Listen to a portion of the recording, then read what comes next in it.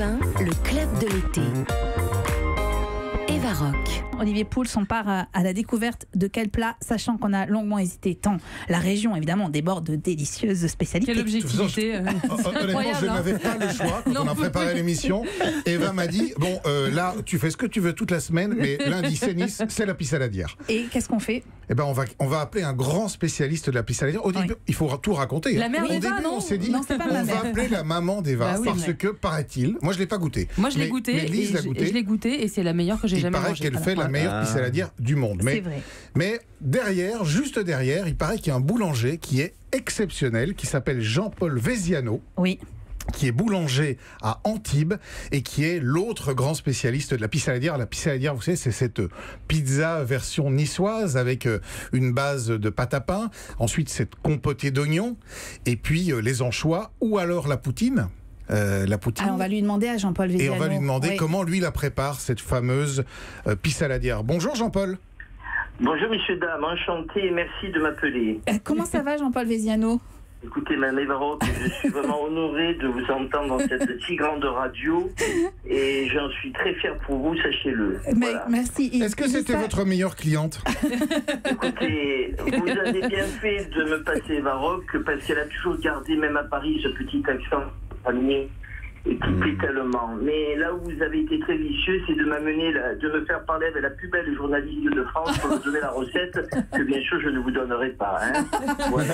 Mais écoutez, Eva, on s'est connu quand elle était à Nice ce matin. C'est une dame très gentille et très talentueuse. Voilà. Alors moi je voudrais qu'on revienne quand même Oui, à la quand même, sur la pissaladière. On va me C'est quand laisser. même pour ça qu'on vous appelle. Alors, sans nous donner tous vos secrets, parce que j'imagine que je vous les voulez donnerai pas. Oui. les garder, mais enfin, quand même, l'idée de la pissaladière. Donc, on est d'accord, une pâte à pain, Écoutez, le petit truc pour la pâte à pain. Voilà, la pissaladière, c'était comme la soca. Alors, c'est la pissaladière d'Antibes. Hein. Il faut bien comprendre qu'entre Nice et Antibes, il y a le Var. C'est plus qu'une frontière entre nous. Ce sont deux pays. Ils utilisaient des anchois aux yeux bleus, nous on n'en a pas. Et la pissaladière, si vous voulez, c'est un plat de pauvre, comme la soca, comme tous ces plats qu'il y avait à l'époque. C'est une pâte à pain avec une compotée, comme vous avez dit, d'oignons. Et nous, dedans, on met des traditions que les Romains avaient inventées à l'époque, qui était le garum. Ça s'appelle le pissalade. Ce sont des alevins d'anchois.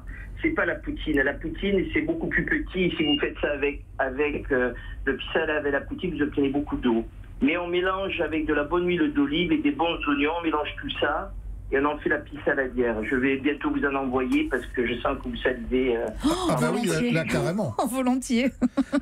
Mais alors, est-ce que dans cette pâte à pain, on mettrait pas un petit peu d'huile d'olive?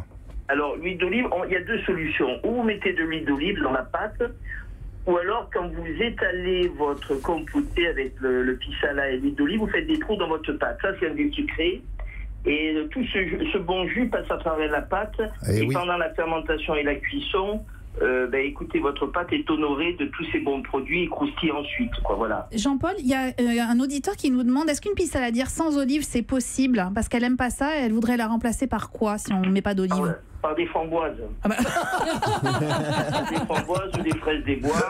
Ça, c'est les gens qui sont dans l'ouest de la France ou dans l'est. Parce qu'ils n'ont pas d'olivier, les pauvres. Non, c'est Lorena. écoutez, sans huile d'olive, elle prend une pizza reine, elle l'achète. Et puis, non, il faut écouter, Alors, Madame Rock. On a compris Jean-Paul. Avec une olive. Et l'olive, nous, on garde le noyau. Parce que si des fois, il y en a qui l'avalent, ça leur fait du bien aussi. Alors, et des olives niçoises.